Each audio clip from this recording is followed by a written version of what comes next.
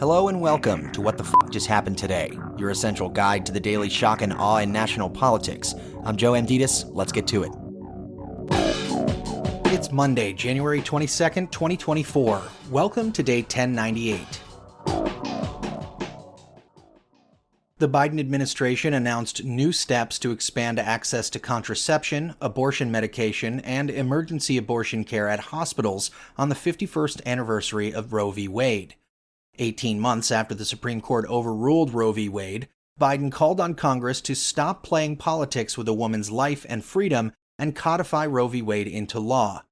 The Departments of Treasury, Labor, and Health and Human Services announced new guidance to clarify standards and make sure FDA-approved contraceptive medications are available for free under the Affordable Care Act.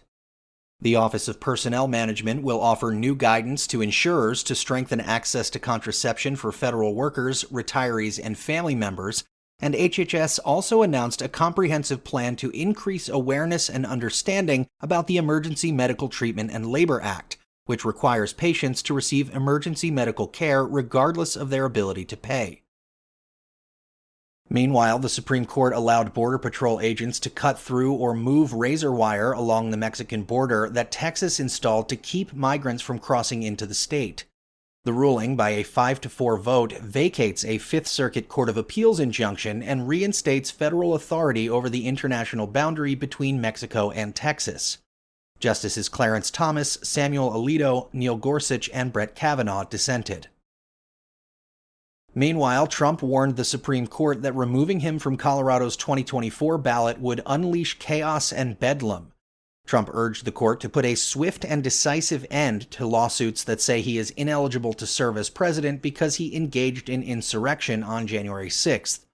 The Colorado ruling was the first to find that the 14th Amendment's insurrection clause applies to Trump, which prohibits someone from holding any office under the United States if they engaged in insurrection after taking an oath to support the Constitution.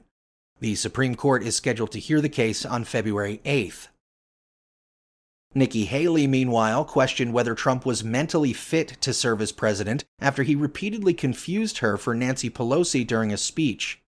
Haley said, "Last night Trump is at a rally and he's going on and on mentioning me several times as to why I didn't take security during the Capitol riots, why I didn't handle January 6 better. I wasn't even in D.C. on January 6. I wasn't in office then." She added, "They're saying he got confused, that he was talking about someone else, that he was talking about Nancy Pelosi. He even mentioned me multiple times in that scenario." Trump responded by boasting about his cognitive abilities, saying, "A few months ago, I took a cognitive test my doctor gave me and I aced it." Trump later challenged Haley to a cognitive test, saying, "It would be my result against her result, and she's not going to win, not gonna even come close to winning." Moving on, Florida Governor Ron DeSantis suspended his presidential campaign and endorsed Trump.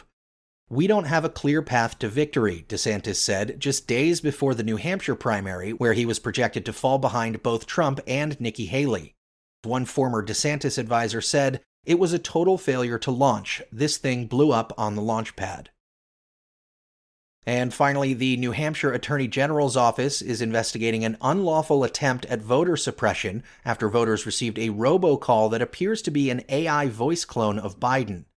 The fake recording called the election a bunch of malarkey and urged voters that it's important that you save your vote for the November election. Your vote makes a difference in November, not this Tuesday. Former New Hampshire Democratic Party Chair Kathy Sullivan contacted the state attorney general's office after people started calling her and saying they'd received the robocall with her number on their caller ID. The AG's office said that although the voice in the robocall sounds like the voice of President Biden, this message appears to be artificially generated based on initial indications. That's all for now. You can find the links and sources for all of these stories on the main website. And as always, visit whatthefjusthappenedtoday.com for the latest news and headlines. Until next time, I'm Joe Amditis.